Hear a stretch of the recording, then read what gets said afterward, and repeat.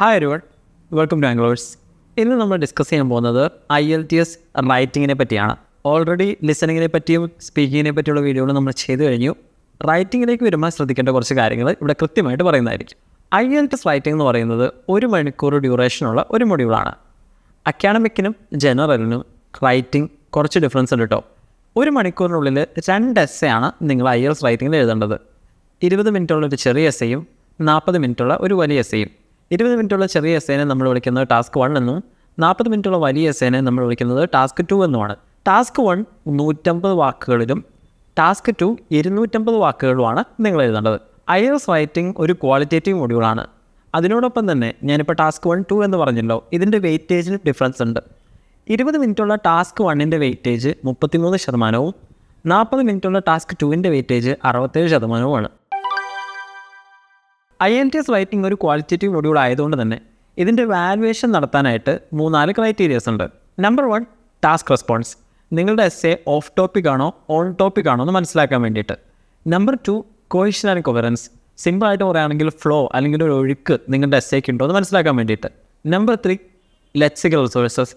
സിമ്പിളായിട്ട് പറയുവാണെങ്കിൽ vocabulary, uncommon ആയിട്ടുള്ള വേർഡ്സും യൂസേജസും കണക്റ്റീവ്സ് ഉണ്ടോ എന്ന് നോക്കാനായിട്ട്. Number 4, grammatical range and accuracy. ഇതിൽ നിന്ന് വളരെ ക്ലിയർ ആണ്, ഗ്രാമർ കറക്റ്റ് ആണോ എന്ന് നോക്കാൻ വേണ്ടിയിട്ട്.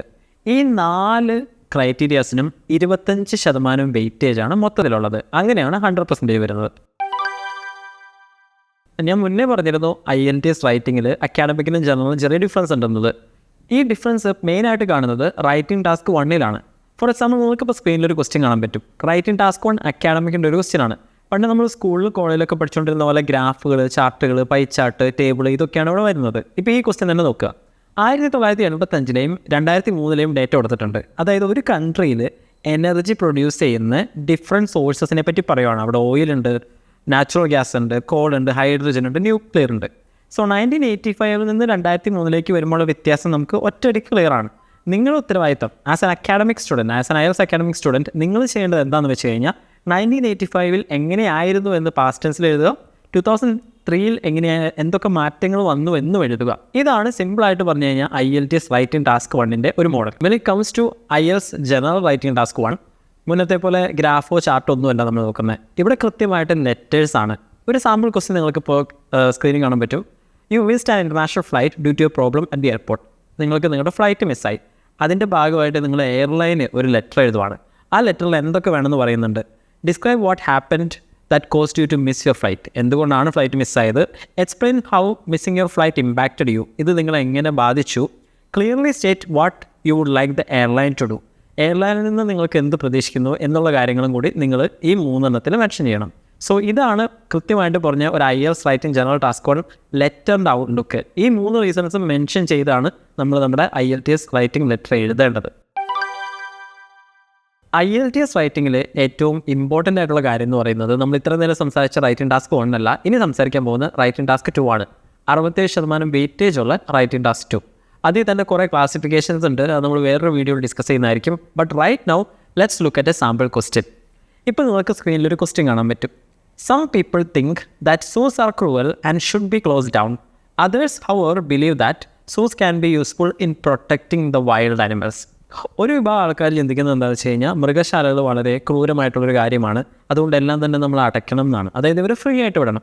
അതേസമയം ചിലർ വിചാരിക്കുന്നത് സൂസ് ചില ടൈപ്പ് അനിമൽസിന്, ഇപ്പോൾ വംശനാശ ഭീഷണിയൊക്കെയുള്ള അനിമൽസില്ലേ, അവരെ പ്രൊട്ടക്റ്റ് ചെയ്യാനായിട്ട് വളരെയധികം ഉപകാരപ്രദമാണ്. Discuss both views and give your opinion.